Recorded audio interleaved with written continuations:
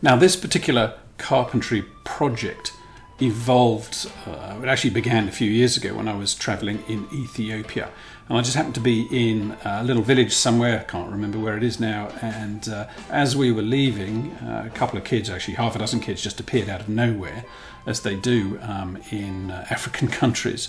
You think you're in a deserted place, but no, that's not the case. As soon as tourists show up, ding, word gets around and all they come. And they're all selling little pottery items, grubby little hands full of these African guinea fowl, which is, I call them tea cozies. They look like tea cozies.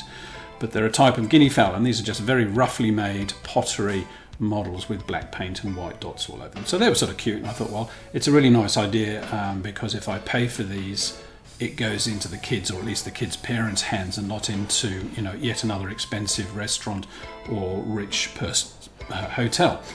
So putting money back into the community, I think, is a good thing. So I bought half a dozen of these little things and got them home. And they sat in the cupboard for a while, and then I eventually sort of thought, well, let's put them on the mantelpiece, arrange them nicely on the mantelpiece. And I think the day later I came into the room and noticed they were all on the floor. The cat had just got up onto the mantelpiece and thought, these are good. I'll flick them on the floor. And of course, 5 out of 6 were completely broken. Their heads had snapped off, and there were chips, and they were very low-fired pottery, so it was very sort of rough clay that the kids had used. And so that was the end of that, or so I thought. And I put them into a little plastic picnic box, awaiting a further decision because I hadn't the heart to throw them away. And eventually I thought, well, why not make a little presentation box, like a little exhibition box? And you'll see the steps that I used. And rather than make it from scratch, I actually made use of a set of drawers, or in fact one drawer that I'd removed from a unit that I'd found on the road. Somebody put out on the road. It's an old scrappy sort of old writing desk that was losing all its veneer, but the joins in the corners, the joins were pretty good. So I thought, well, I'll just chop it up and put a piece of glass in the front, and there we've got a little exhibition box.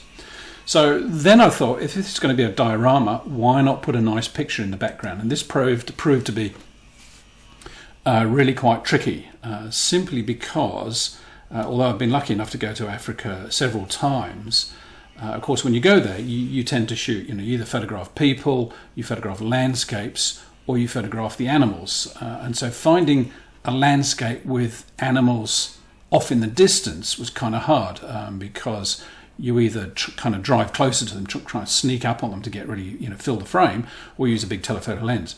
And in this case, for some reason, we didn't. And I took a picture, and there were a couple of jackals. And I thought, well, what we normally do is you take a few pictures and think, well, maybe they're going to come a bit closer, and I'm kind of woken up and I'm ready for them now. But as was the case, I wasn't. Just didn't happen in this instance. And so these two black-backed jackals kind of wandered off. And I ended up with these 3 or 4 pictures that have been sitting on my hard drive for a number of years. And after extensive research, I actually found these pictures, this pair of jackals, and I thought, well, actually it works quite well because this is the kind of grassland with sort of dead trees and some shrubbery and stuff that you would see these guinea fowl pottering around. They don't generally fly very much. They like to have branches that they can sit on, above, the reach of the jackal or what have you, if need be. So I started off looking, and of course I pulled out some of my landscape shots of Sossusvlei in Namibia.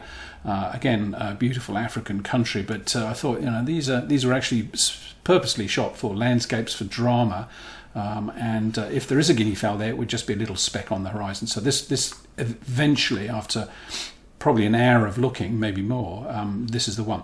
I decided to put them both up on the same piece of paper just to test it out, because there was no point in wasting an entire sheet of paper and only covering 30% of it with a photo. So I could have possibly squeezed 3 onto there.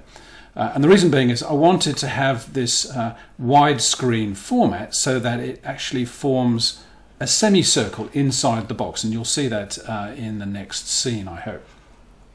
But before I go, we're just looking at these pictures in Adobe Photoshop Elements. This is version 2021. It doesn't matter what version you've got. You'll find under the resize and canvas size menu the ability to change the size. You can see here I'm working at 42 by 26, and that means it's A3. and that fits the largest paper size that my printer can take, which is A3 42 by 297. Actually, that's the full measurement. So, and that's why we're getting a bit of space here in the white, because it's not taking into account the full height. 12 centimeters is going to fit nicely into the box from floor to ceiling, and it's going to curve, so that when I put it in, it's going to be curved, so you won't actually see the corners, because as with a diorama or a cyclorama, I think is another name for these things, it's going to be cornerless. So that's one way of just making sure that your image is the right size. You can also do this. You can go to the image size dialog box, and if it isn't 42, you can actually change it. You could probably lower the resolution to make it go bigger, for example, if you wanted to do that. But once you've fiddled around with it for a little while, then you can go ahead and print it. I always tend to print on just ordinary office paper, just reflex paper, as a test, just to make sure that they're going to come out in the right place on the paper. And then I'll go ahead and put one of these sheets of paper in. So as it happened, I had a box of watercolor inkjet paper left over from another occasion. And so this is dead matte, and I think that's a really good choice, because if you print it on glossy paper, and again, bear this in mind if you take a photo down to, the local office works shop that do printing for you, you really don't want to have glossy paper, because then you're just going to have a reflection of whatever it is in the foreground. In this case, the 3D models of the birds, plus I'm going to put some twigs and sand and some rocks and stuff in. So that's pretty important to keep that in mind, so you don't have a reflection inside, because there's going to be glass over the front as well. Let's go ahead and see what happens.